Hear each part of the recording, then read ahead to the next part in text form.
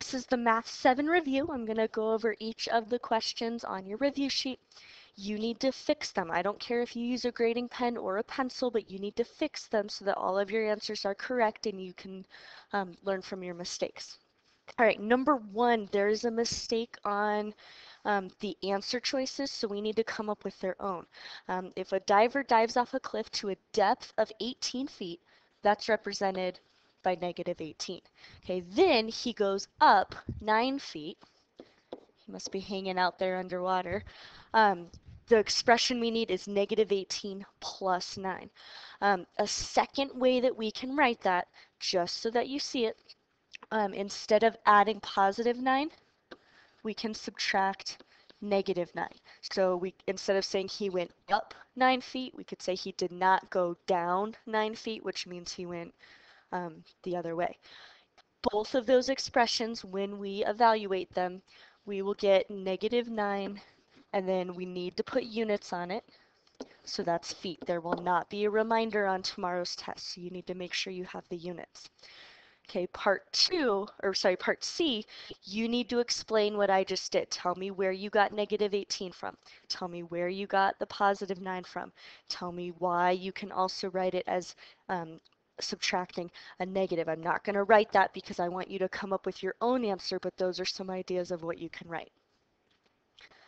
All right, number 2, we have a series of expressions to simplify. So part A, we're going to start by rewriting these as improper fractions. So we're going to do 8 times 7, which is 56, and then add 3 to get negative 59 eighths.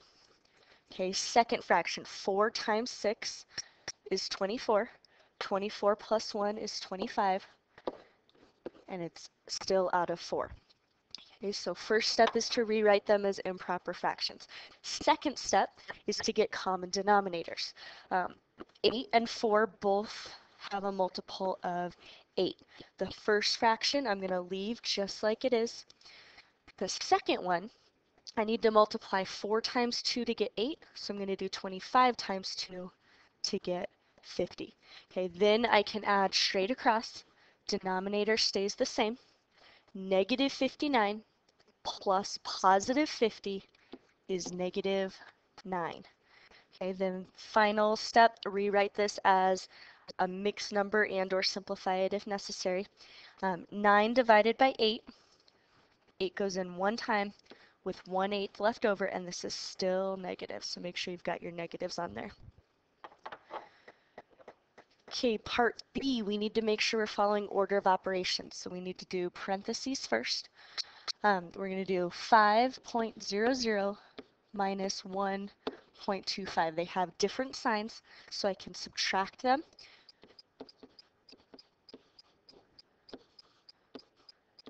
Decimal point comes straight down when you're adding or subtracting, and because we had more negative than positive, our difference is still negative. So we're going to have negative 3.75 multiplied by 3, and then we're going to bring down the negative 2 1/2.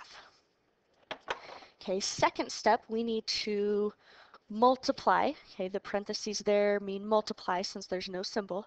So we're going to do 3.75. I know it's negative. I'll go back and put that on in just a moment. Multiplied by 3.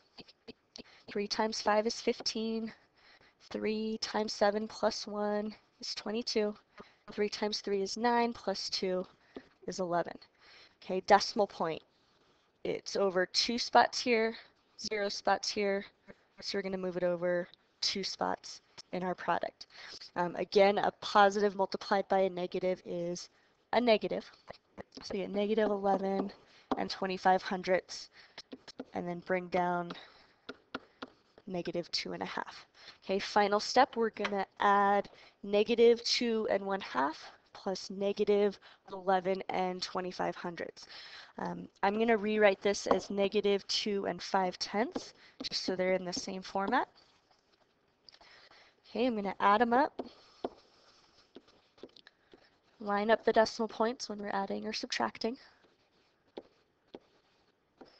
Bring down the decimal since we're adding, and both of these are negative, So our sum is also negative. So we get negative 13 and 75 hundredths for our answer. Part C, anytime we're subtracting, we can rewrite our subtraction problem as an addition problem. And to do that, we're going to use keep, add, opposite only for subtraction. 5 and 2/10 plus 1 and 6/10. So we can just add those up, line up our decimal points since we're adding, bring it down, and we get 6 and 8/10 as our answer. Part D, we are multiplying since there's no symbol. We're going to do 4 and 3/10 multiplied by 5 and 2/10. We're going to start with 2 times 3 is 6, 2 times 4 is 8. Then we're going to do a placeholder 0 for the 5. 5 times 3 is 15. 5 times 4 plus 1 is 21. Okay, next we're going to add these up. And then we need to figure out where our decimal point goes. There's 1 digit here, 1 digit here, so we need to move it over 2 digits in our answer. So we get 22 and 36 hundredths. Final step, make sure we have the correct sign. A negative multiplied by a negative is a positive, so we can leave it just like that. Part E, we're going to break this apart into pieces. We're going to do the negative 2 and 1/4 minus 8 and 5/10 first, and then we know fraction means divide, so then our last step is to divide by 3. I'm going to rewrite this as 2 and 25 hundredths minus 8 and 5/10 divided by 3. I could have just as easily changed the 8.5 into 8 and 1/2. That would also work. All right, I have 2 numbers. I'm going to subtract them. And since I'm taking away more than I started with, after I subtract, my final number will be negative. So I'm going to get negative 6 and 25 hundredths divided by 3. Okay, numerator goes inside the division box. Top dog goes inside the doghouse. Bottom dog has to sleep outside.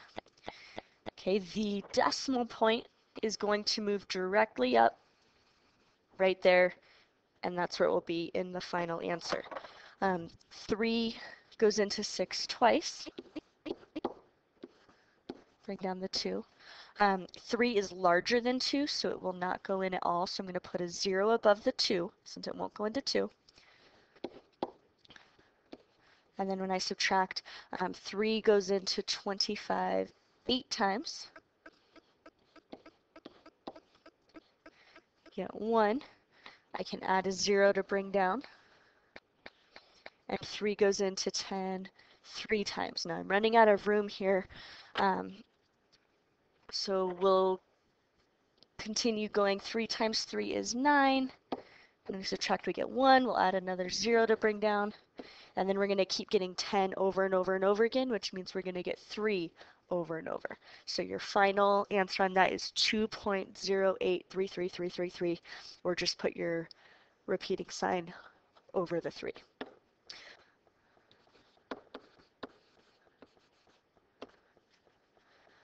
All right, part F, I am dividing fractions. So I'm going to, just like before, start by rewriting them as improper fractions. So 5 times 3 is 15, plus 2 is 17. Divided, I'm not changing anything except for writing them as improper fractions.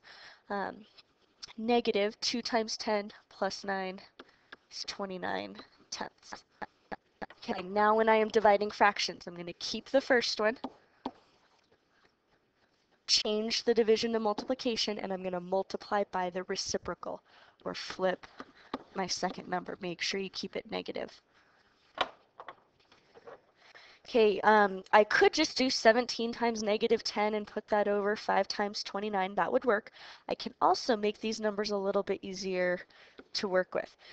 Negative 10/5 is the same as negative 2 over 1, so I'm just simplifying. If that step doesn't make sense, don't worry about it. Just do it like normal. You'll end up with the same thing at the end. This way you won't have to simplify at the end. You'll already have a simplified answer. All right, so we get negative 34/29, and now we can just rewrite it as a mixed number. We get negative 1 and 5/29. Okay, part 3. On this one, it may help to make up some numbers for A and B. The actual precise value isn't as important as just figuring out if your final answer is positive or negative.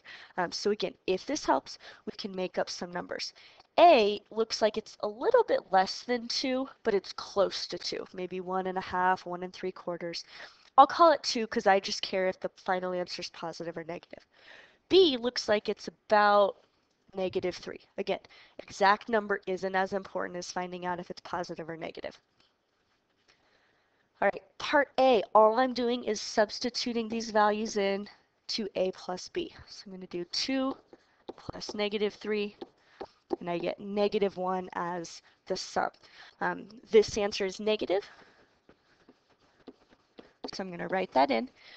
Notice that it says explain. Okay, for your explanation, you need to say something about how B is further away from 0 than A on your number line. You could also talk about the absolute value of B is greater than the absolute value of A. That's the same thing as distance from 0. And so that's why your final answer is negative when you add them. Okay, so something about absolute value needs to be in your answer for part A. Part B, A minus B. A is 2 minus B is -3. Okay, I'm going to rewrite this as an addition problem using keep, add, opposite. And when I do that, I get a +5 as my difference. So that's positive. And you're going to say something about if you start with a positive number and then subtract a negative, it will always be positive because you are using keep, add, opposite, or you are not going left, which means you go right on the number line. Part C, B minus A. We could use the same values here of -3 and 2. So -3 minus 2 is the same as -3 plus -2, which is -5. So that one will always be negative. Okay, for your explanation, if you start with a negative and then you move left on the number line, you will get another negative number. Okay, part D, AB means A times B. So when we substitute this in, we're going to have 2 times -3 minus 1. It's going to be -6 minus 1, which is going to be -7. So that one is also negative. And then part E, anytime you have a fraction like that, it means A divided by B. Okay, here it doesn't matter as much what the actual solution to that is, but it does matter that a positive divided by a negative is always going to be negative.